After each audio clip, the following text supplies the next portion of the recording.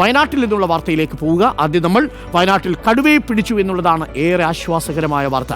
വയനാട് പുൽപ്പള്ളി അമരക്കുനിയിൽ നിന്ന് പിടികൂടിയ കടുവയെ കുപ്പാടിയിലുള്ള മൃഗപരിപാലന കേന്ദ്രത്തിലേക്ക് മാറ്റിയിട്ടുണ്ട്. രാത്രി 11:30 തൂപ്ര മേഖലയിൽ വനം വകുപ്പ് സ്ഥാപിച്ച കൂട്ടിൽ കടുവ കുടുങ്ങിയത്. 8 വയസ്സുള്ള പെൺകടുവയുടെ വലതുഭാഗത്ത് മുൻകാലിന് പരിക്കുണ്ട്. സാനിയോ മുനവി ചേരുന്നു കൂടുതൽ വിവരങ്ങളുമായി. Sanio, very good morning. കടുവയെ കൂട്ടിലാക്കിയ സന്തോഷത്തിലാണ് വയനാട്ടുകാരെന്നറിയാം. കഴിഞ്ഞ കുറേ ദിവസങ്ങളായി പകലും രാത്രിയും നമ്മൾ കാത്തിരുന്നതാണ്, നാട്ടുകാർ കാത്തിരുന്നതാണ്, വനം വകുപ്പ് കാത്തിരുന്നതാണ്. ഒടുവിൽ കടുവയെ കൂട്ടിലാക്കാൻ പറ്റി. ചെറിയ പരിക്കുണ്ടെന്ന് തോന്നുന്നു അല്ലേ കടുവയ്ക്ക്? നാട്ടുകാർക്കൊക്കെ സമാധാനമായി കാണുമല്ലോ അല്ലേ സാനിയോ? Good morning.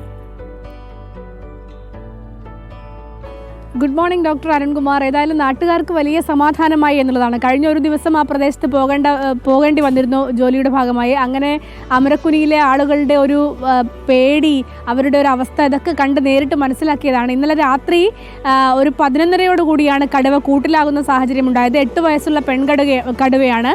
ചെറിയ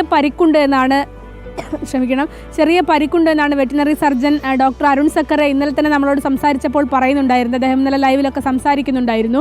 ഏതായാലും കടുവ ഇപ്പോൾ കുപ്പാടിയിലെ ഈ കടുവ പരിപാലന കേന്ദ്രത്തിലേക്ക് മാറ്റും. അവിടെ 8 കടുവകളാണ് നിലവിലുള്ളത്. അതുകൊണ്ട് തന്നെ സ്ഥലപരിമിതി ഉണ്ടോ എന്നുള്ള സംശയത്തിൻ്റെ പ്രകാരം ഒരു പക്ഷേ ഈ കടുവയെ മാറ്റിയേക്കാനുള്ള സാധ്യതയുമുണ്ട്. ആദ്യം ചികിത്സ നൽകിയ ശേഷമായിരിക്കും കടുവയെ പിന്നീട് മാറ്റുന്നുണ്ടെങ്കിൽ മാറ്റുക. ഏതായാലും 7-ാം തീയതിയാണ് ആദ്യമായി കടുവയുടെ സാന്നിധ്യം അമരക്കുനിയിൽ ഉണ്ടായിരുന്നത്. പിന്നീട് ഇന്നലത്തോടെ 10 ദിവസമായി കടുവ അവിടെ തന്നെ ഉണ്ട്. ആടിനെ പിടിച്ചു തിന്നുക എന്തായിരുന്നു കടുവയുടെ ഒരു ഹോബി എന്ന് പറയുന്നത്. അതുകൊണ്ട് തന്നെ നാട്ടുകാർ ഈ കടുവയ്ക്ക് മട്ടൻ കടുവ എന്നൊക്കെ പേരിടുന്ന ഒരു സാഹചര്യം ഉണ്ടായിരുന്നു.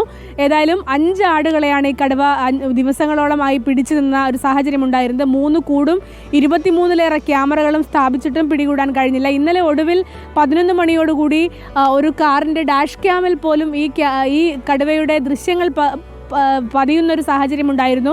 അതിനുശേഷം പെട്ടെന്ന് തന്നെ കടുവ കൂട്ടിലായി എന്നുള്ളതാണ് വലിയ ആശ്വാസം നൽകുന്നത്.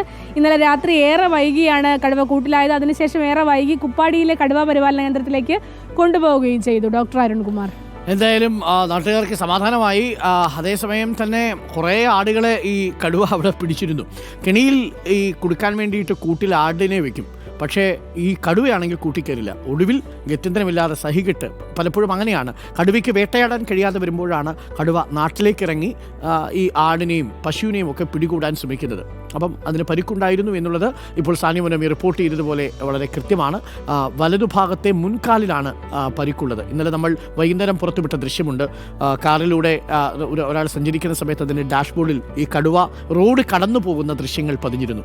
അതടക്കം നമ്മൾ ഇന്നലെ സംപ്രേഷണം ചെയ്തിരുന്നു. അപ്പോൾ എന്തായാലും വളരെ ആശ്വാസകരമായ വാർത്ത വയനാട്ടിൽ നിന്ന് വരുന്നു. കടുവയെ കൂട്ടിലാക്കിയിരിക്കുന്നു. സാനിയോ മുനവിയാണ് നമുക്കൊപ്പം ചേർന്നത്.